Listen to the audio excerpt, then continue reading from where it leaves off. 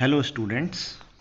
आज जो टॉपिक है राष्ट्रीय शिक्षा नीति 1986, बहुत ही इम्पॉर्टेंट टॉपिक है। जितने भी कॉम्पिटिटिव एग्ज़ाम्स हैं एजुकेशन से रिलेटेड, तो आज इसके बारे में अध्ययन करेंगे। चलिए देखते हैं कि राष्ट्रीय शिक्षा नीति 1986 क्या है। राष्ट्रीय शिक्षा नीति 1986 का अगर एक सामान्य परिचय देखें, उसके बारे में बताऊं, तो मैं स्टार्ट करना चाहूँगा कि हमारे देश का एक सबसे बड़ा दुर्भाग्य है कि यहाँ अभी तक शिक्षा के क्षेत्र में आधारभूत नीति का निर्माण नहीं हो पाया है। हम हमेशा कोशिश करते हैं नई नई शिक्षा नीतियों को लेके आने की, और नीतियाँ जो हैं सरकार बदलते ही नीतियाँ भी बदल जाती हैं, कार्यक्रम बदल जाते हैं। 1968 में केंद्र की कांग्रेस सरकार ने राष्ट्रीय शिक्षा नीति घोषित की। उस पर अमल होना भी शुरू हो गया था और कई राज्यों में 10+2+3 शिक्षा संरचना भी लागू हो गई थी। कई राज्यों ने अपने अपने ढंग से त्रिभाषा सूत्र को भी लागू कर दिया था। कुछ राज्यों ने कृषि, व्यावसायिक, तकनीकी शिक्षा, विज्ञान और वैज्ञानिक शोधों के लिए अनेक प्रावधान भी किए।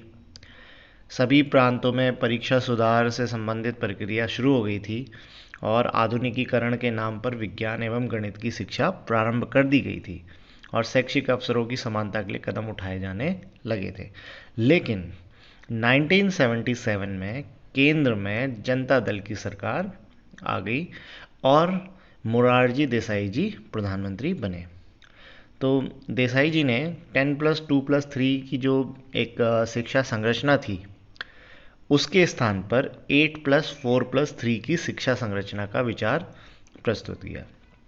उससे परिणाम यह हुआ कि तत्कालीन केंद्रीय शिक्षा मंत्री जो थे, उन्होंने कुछ शिक्षाविदों और सांसदों के सहयोग से एक नई शिक्षा नीति तैयार की और 1979 में उसकी घोषणा कर डाली। अब इसे लागू करने की कोशिश कर ही रहे थे, लागू किया ही जा रहा था कि 1981 में फिर से कांग्रेस सत्तारूढ़ हो गई और श्रीमती इंदिरा गांधी जी प्रधानमंत्री बनी। इंदिरा गांधी जी ने राष्ट्रीय शिक्षा नीति 1968 के अनुपालन पर जोर दिया। अब वो उस पर जोर दे रही थी, उस पर काम करना शुरू ही कर रही थी कि कुछ समय बाद जो है इंदिरा गांधी जी की हत्या कर दी गई और उनके स्थान पर राजीव गांधी जी को प्रधानमंत्री बनाया गया। अब राजीव गांधी जो थे वो युवा प्रधानमंत्री थे। उन्होंने हर क्षेत्र में आंदोलनकारी कदम उठा रहे थे। शिक्षा के क्षेत्र में भी उन्होंने कदम उठाने शुरू किए। तो उन्होंने कहा कि वर्तमान शिक्षा राष्ट्र की मांगों को पूरा करने में असमर्थ है और इसका पुनर्निरीक्षण और पुनर्गठन होना चाहिए। लेकिन इस बार उन्होंने ना तो किसी आयोग का गठन किया और ना ही किसी समिति का। उन्होंने उनकी सरकार ने तत्कालीन शिक्षा का सर्वेक्षण करवाया और उसे शिक्षा की चुनौती नीति संबंधी परिप्रेक्ष्य, challenges of education a policy perspective के नाम से अगस्त 1983 में प्रकाशित किया। इस पॉलिसी में या इस डॉक्यूमेंट में भारतीय शिक्षा की 1951 से लेके 1983 तक की जो भी प्रोग्रेस रिपोर्ट थी, उसका एक स्टैटिस्टिकल एनालिसिस जो है उसको प्रकाशित किया गया। उसकी उपलब्धियों, असफलताओं और इन सब का गुण दोषों का एक सम्यक विवेचन किया गया। सरकार ने इस दस्तावेज को जनता के हाथों में पहुंचाया और इस पर एक देशव्यापी बहस शुरू की। सभी प्रांतों से इस पे सुझाव भी प्राप्त हुए और इन्हीं सुझावों के आधार पर एक नई शिक्षा नीति तैयार की और उसे संसद के बजट अधिवेशन में 1986 में प्रस्तुत किया। संसद में पास कराने के बाद इसे मई 86 में प्रकाशित किया गया। इस शिक्षा नीति की घोषणा के कुछ समय बाद इसकी कार्य योजना प्लान ऑफ एक्शन, इसका कैसे, जो भी शिक्षा नीति है इसको कैसे क्रियान्वित किया जाना है, उसकी कार्य योजना जो है प्रकाशित किया गया। और यह भारत की एक ऐसी पहली शिक्षा नीति है जिसमें नीति के साथ उसके क्रियान्वयन की पूरी योजना भी प्रस्तुत की गई। अच्छा, आगे देखें तो राष्ट्रीय शिक्षा नीति 1986 का जो दस्तावेज है वो 12 भागों में विभाजित है। और उसके जो 12 भाग हैं, जो पहला भाग है वो है भूमिका, इंट्रोडक्शन, जिसमें बेसिकली 1968 की जो शिक्षा नीति है उसके संबंध में जोड़ दिया गया है कि सभी प्रांतों में 10+2+3 संरचना जो है स्वीकार कर ली गई है। प्राथमिक शिक्षा 90% बच्चों को उपलब्ध है और माध्यमिक स्तर पर विज्ञान और गणित की शिक्षा को अनिवार्य कर दिया गया है। उच्च शिक्षा के स्तर को उठाने की प्रक्रिया शुरू हो चुकी है। इस तरीके से इंट्रोडक्शन दिया गया है। दूसरा भाग है शिक्षा का सार और उसकी भूमिका, the essence and role of education. इसमें यह स्वीकार किया गया कि सबके लिए शिक्षा हमारे भौतिक एवं आध्यात्मिक विकास की बुनियादी आवश्यकता है। शिक्षा मनुष्य को सुसंस्कृत बनाती है और संवेदनशील बनाती है, जिससे राष्ट्रीय एकता विकसित होती है। तो बेसिकली यही है कि शिक्षा के माध्यम से हम लोकतंत्रीय लक्ष्य जितने भी हैं, स्वतंत्रता, समानता, भ्रातृत्व, समाजवाद, धर्मनिरपेक्षता और न्याय की प्राप्ति हम लोग आसानी से कर सकते हैं, जिससे हमारा आर्थिक विकास हो सकता है। तो द्वितीय भाग में बेसिकली इसके संबंध में चर्चा है। तीसरा भाग जो है राष्ट्रीय शिक्षा प्रणाली, नेशनल सिस्टम ऑफ एजुकेशन। इसमें यह स्पष्ट किया गया है कि राष्ट्रीय शिक्षा प्रणाली में संविधान की मूल धारणा एक निश्चित स्तर तक बिना किसी भेदभाव के सभी को समान शिक्षा उपलब्ध हो।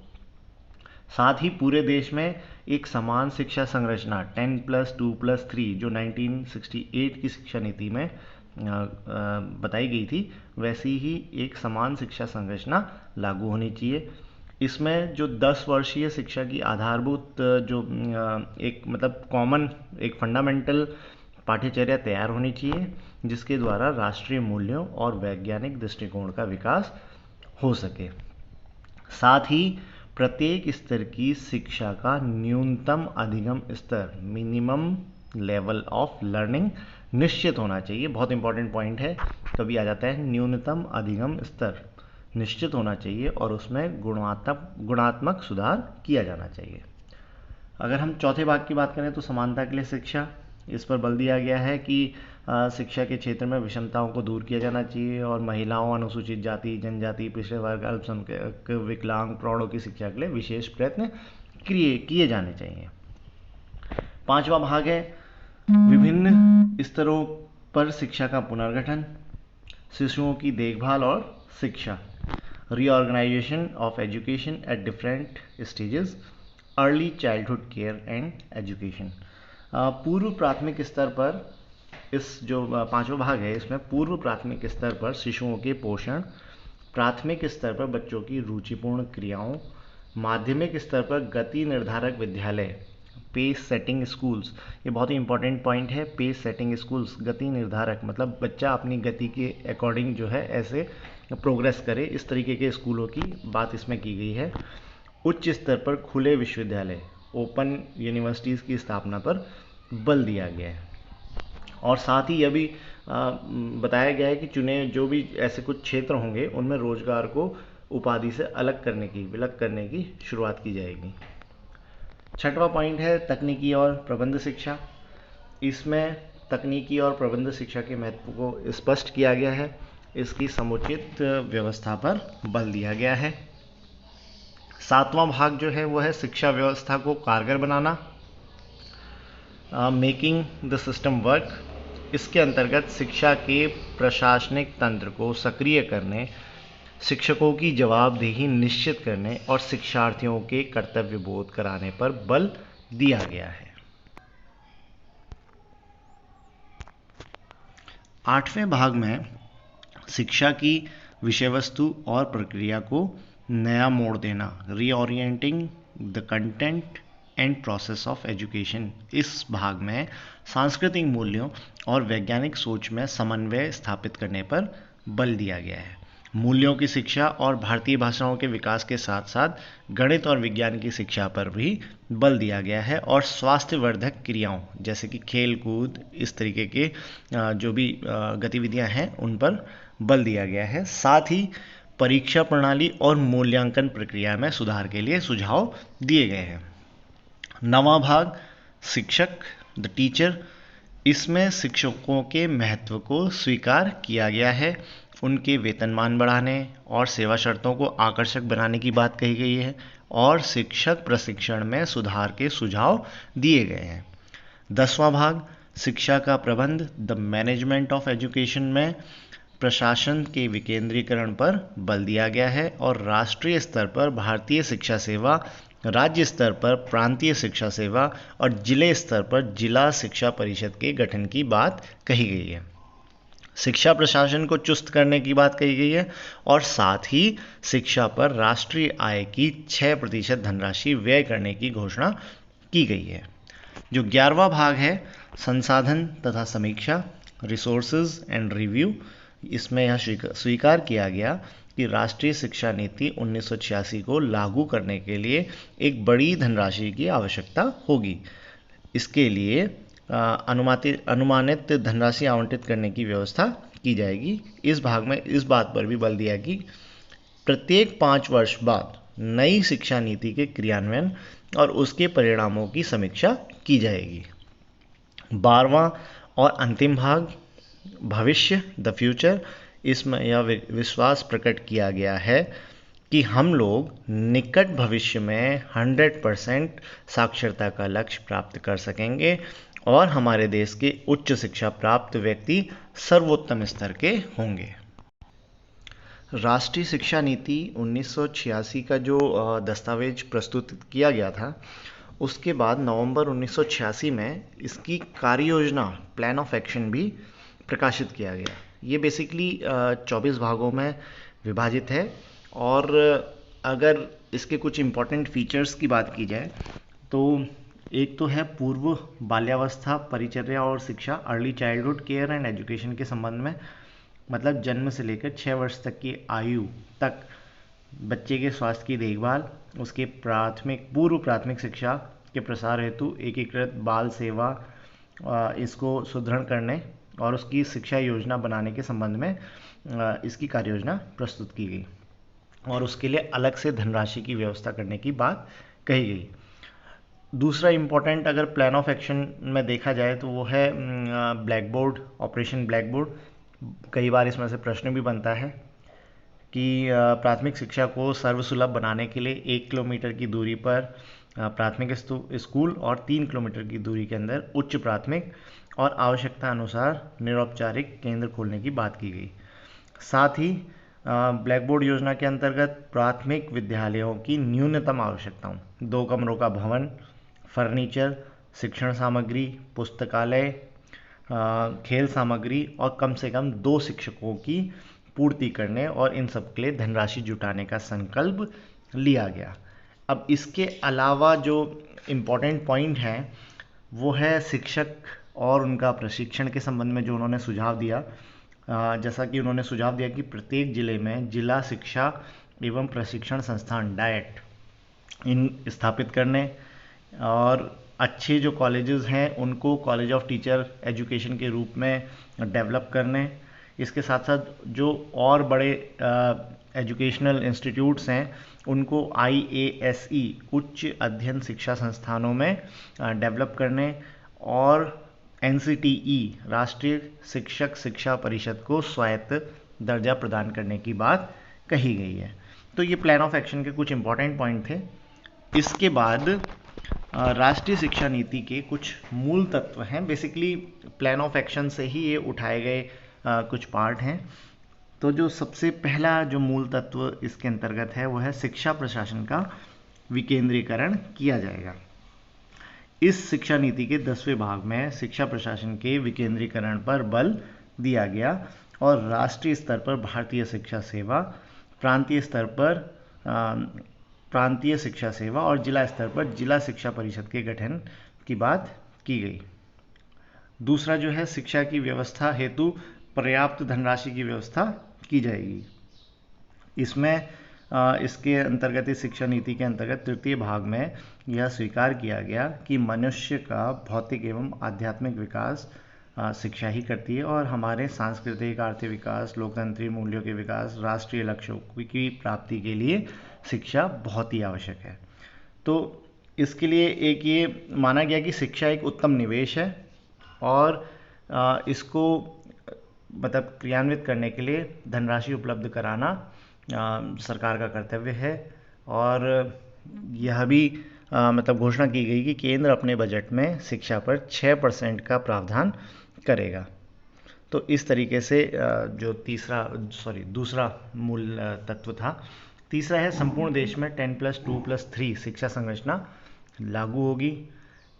इसमें स्वीकार किया गया कि प्रथम 10 वर्षीय शिक्षा जो है पूरे देश के लिए समान होगी। इसके लिए एक आधारभूत पाठ्यक्रम, एक कोर करिकुलम डेवलप किया जाएगा। +2 पर प्रतिभाशाली जो भी बच्चे होंगे उनको, छात्र छात्राओं को विश्वविद्यालयी शिक्षा के लिए तैयार किया जाएगा और सामान्य छात्र छात्राओं को क्षेत्र विशेष की आवश्यकताओं और छात्र छात्राओं की रुचि एवं योग्यता के अनुसार व्यावसायिक शिक्षा प्रदान की जाएगी। +3 पर छात्रों को उच्च ज्ञान प्रदान किया जाएगा जो देश की सांस्कृतिक सुरक्षा और उसके आधुनिकीकरण में सहायक होगा। साथ ही चिकित्सा, न्याय, कृषि, विज्ञान एवं तकनीकी शिक्षा की व्यवस्था की जाएगी जो समाज की मांगों की पूर्ति करती रहेगी। इसके बाद विभिन्न स्तरों की शिक्षा का पुनर्गठन किया जाएगा। 5वें भाग में शिक्षा के सभी स्तरों के पुनर्गठन पर बल दिया गया और पूर्व प्राथमिक, प्राथमिक, माध्यमिक और उच्च शिक्षा की पाठ्यचर्या में सुधार करने और उनके स्तर को ऊंचा उठाने पर बल दिया गया है। ठीक है, अगला है पूर्व प्राथमिक शिक्षा की व्यवस्था की जाएगी। इस स्तर पर शिशुओं के शारीरिक एवं मानसिक विकास पर ध्यान देने की बात की गई है। उनके भोजन, वस्त्र, सफाई, पर्यावरण पर ध्यान दिया जाएगा और उनके लिए खेलकूद एवं व्यायाम की उचित व्यवस्था की जाएगी। इसके बाद है अनिवार्य एवं निःशुल्क प्राथमिक शिक्षा के लक्ष्य को शीघ्रता से प्राप्त किया जाएगा। तो मतलब इस पॉइंट के अंतर्गत माना गया कि अभी जो है 90% बच्चों को 1 किलोमीटर की दूरी पर प्राथमिक विद्यालय उपलब्ध है और शेष 10% को 1990 तक उपलब्ध करा दिए जाएंगे। 1995 तक 11 से 14 वर्ष तक की आयु के जितने भी बच्चे हैं उनको 100% उच्च प्राथमिक शिक्षा उपलब्ध करा दी जाएगी। प्राथमिक विद्यालयों की जो भी दशा है उनमें सुधार किया जाएगा।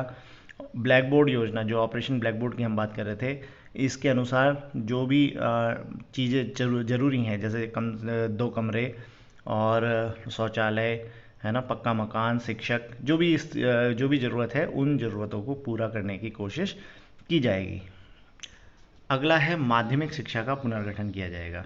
इस शिक्षा नीति के 5वें भाग में यह घोषणा की गई कि माध्यमिक शिक्षा सभी लड़के लड़कियों, छात्र छात्राओं को सुलभ कराई जाएगी। इस स्तर पर त्रिभाषा सूत्र लागू किया जाएगा। गणित, विज्ञान, सामाजिक विज्ञान, मानविकी, इतिहास, राष्ट्रीयता, संवैधानिक दायित्व, नागरिक अधिकार और इस तरीके के कार्यानुभव को अनिवार्य किया जाएगा। प्रत्येक जिले में एक नवोदय विद्यालय स्थापित किया जाएगा जो अन्य विद्यालयों के लिए एक आदर्श विद्यालय होगा। तो ये कुछ पॉइंट थे मूल तत्व के। आगे देखते हैं। आगे था उच्च शिक्षा का प्रसार एवं उन्नयन किया जाएगा। इसमें ये माना गया कि उच्च शिक्षा द्वारा छात्रों में विशिष्ट ज्ञान एवं कुशलता का विकास किया जाएगा जिससे राष्ट्र का विकास होगा। इसके मौजूदा पाठ्यक्रमों में सुधार किया जाएगा और शिक्षण को चिंतनपरक बनाया जाएगा। साथ ही शिक्षकों के कार्यों का मूल्यांकन किया जाएगा और उनकी पदोन्नति योग्यता के आधार पर की जाएगी। जो उच्च शिक्षा है उसका स्तर बनाए रखने का उत्तरदायित्व जो है यूजीसी का होगा और उच्च शिक्षा को सर्वसुलभ कराने के लिए ओपन यूनिवर्सिटीज़ की स्थापना की जाएगी। तकनीकी एवं प्रबंध शिक्षा में सुधार किया जाएगा। All India council for technical education को कानूनी अधिकार दिए जाएंगे। इस तरीके का सुझाव इसके अंतर्गत दिया गया। फिर है परीक्षा प्रणाली एवं मूल्यांकन प्रक्रिया में सुधार किया जाएगा। इस शिक्षा नीति के 8वें भाग के अंत में तत्कालीन परीक्षा प्रणाली और मूल्यांकन प्रक्रिया में सुधार की चर्चा की गई। इसमें यह घोषणा की गई कि मूल्यांकन को एक सतत प्रक्रिया, कंटिन्यूअस प्रोसेस बनाया जाएगा। बाह्य मूल्यांकन के आधार पर आंतरिक मूल्यांकन को अधिक महत्व दिया जाएगा। परीक्षाओं को वस्तुनिष्ठ बनाया जाएगा प्रश्न पत्रों की रचना, उत्तर पुस्तकों के मूल्यांकन को वस्तुनिष्ठ बनाया जाएगा और श्रेणी के स्थान पर ग्रेड सिस्टम को लागू किया जाएगा। इंपॉर्टेंट पॉइंट है, जरा ध्यान रखिएगा। अगला है शिक्षकों के स्तर और शिक्षक प्रशिक्षण में सुधार किया जाएगा।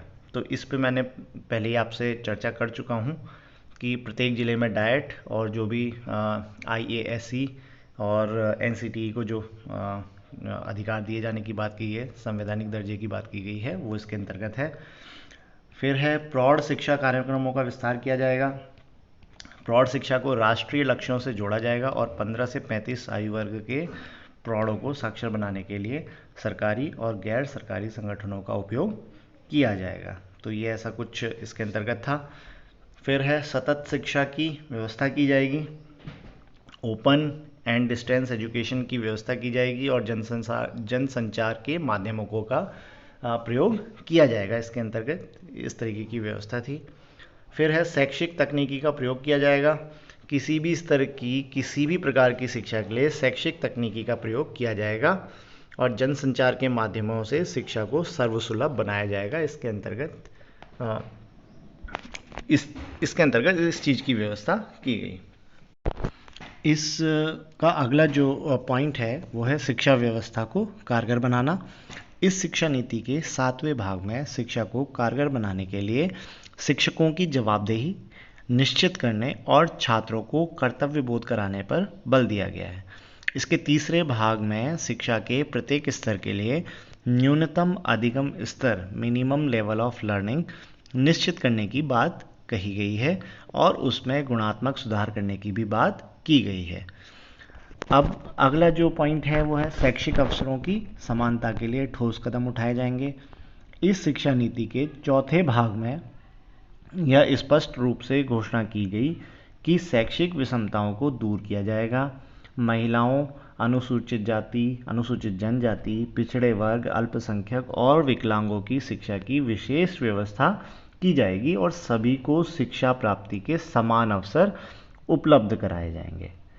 अब यदि मैं अगले जो पॉइंट हैं, महिला शिक्षा, अनुसूचित जाति, अनुसूचित जनजाति, पिछड़े वर्ग, अल्पसंख्यक और विकलांग मंदबुद्धि बच्चों की शिक्षा जो है, इन सबको कंबाइन कर दूं तो जो इसका सार है वो बेसिकली ये है कि महिलाओं की शिक्षा के विकास हेतु प्रारंभ से ही प्रयत्न किए जाएंगे। महिलाओं को विज्ञान एवं तकनीकी शिक्षा प्राप्त करने के लिए प्रोत्साहित किया जाएगा। अनुसूचित जाति और अनुसूचित जनजाति के जो बच्चे दूर दराज गाँवों में, पहाड़ी इलाकों में रहते हैं, उनके लिए विद्यालयों की व्यवस्था की जाएगी। इन विद्यालयों में यथासंभव इन्हीं वर्गों और इन्हीं क्षेत्रों के शिक्षकों की नियुक्ति की जाएगी। दूर दराज से आने वाले बच्चों के लिए छात्रावासों का निर्माण किया जाएगा। पिछड़े वर्ग और पिछड़े क्षेत्रों के बच्चों की शिक्षा पर विशेष ध्यान दिया जाएगा। रेगिस्तानी, पहाड़ी, जंगली क्षेत्रों में और अधिक स्कूल खोले जाएंगे जिससे इन जो भी इस कैटेगरी के जो बच्चे हैं इनको सर्वसुलभ हो सके, शिक्षा जो है सर्वसुलभ हो सके। और जो भी बच्चे हैं ऐसे ही अनुसूचित जाति, अनुसूचित जनजाति या पिछड़े वर्ग के, उन बच्चों को आर्थिक सहायता जारी रहेगी और साथ ही इन्हें छात्रवृत्तियां दी जाएंगी।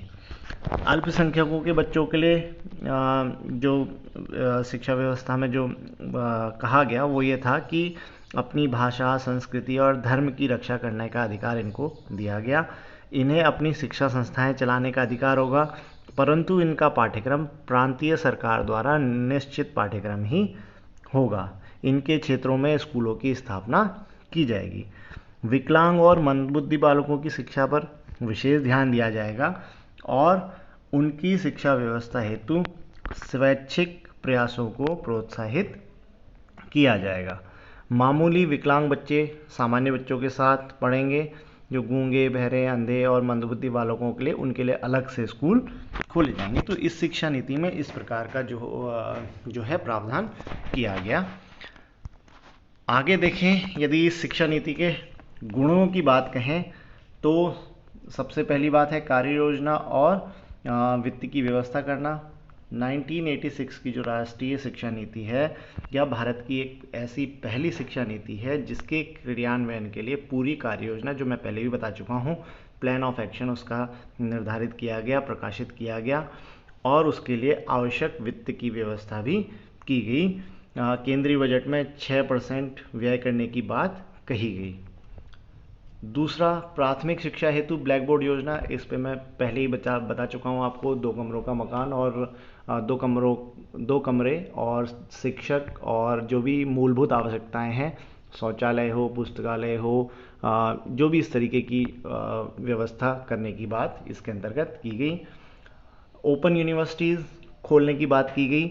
जो बच्चे साधारण रूप से या नियमित रूप से कक्षाओं में आकर शिक्षा ग्रहण नहीं कर सकते हैं, उनके लिए ओपन विश्वविद्यालय खोलने की बात की गई। शिक्षक शिक्षा में सुधार की बात की गई। इस पे भी मैं आप लोगों से डिस्कस कर चुका हूँ कि प्रत्येक ज़िले में डाइट, IASE, CTE और NCTE को ऑटोनॉमस बॉडी बनाने की बात की गई। न्यूनतम अधिगम स्तर और जवाबदेही की बात की गई।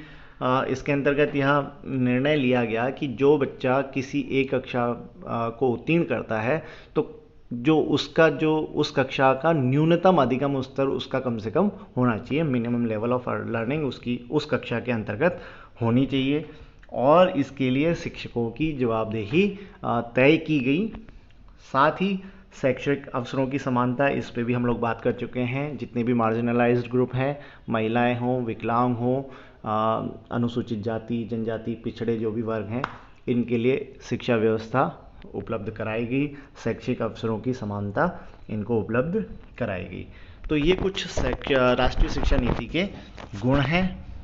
आशा करता हूँ कि आप लोगों को यह टॉपिक समझ में आया होगा। काफ़ी बड़ा टॉपिक हो गया था, लेकिन इसके सभी पॉइंट इम्पॉर्टेंट हैं। अभी मैंने इसका जो है प्लान ऑफ एक्शन पूरी तरीके से उसको नहीं इसमें शामिल किया है। वो 24 भागों का है और उसको यदि मैं करता तो काफ़ी लंबा एक टॉपिक हो जाता। तो आशा करता हूँ कि जितना मैंने आप लोगों को बताया है वो आपको समझ में आया होगा और आप लोग निश्चित रूप से इससे लाभान्वित होंगे। धन्यवाद।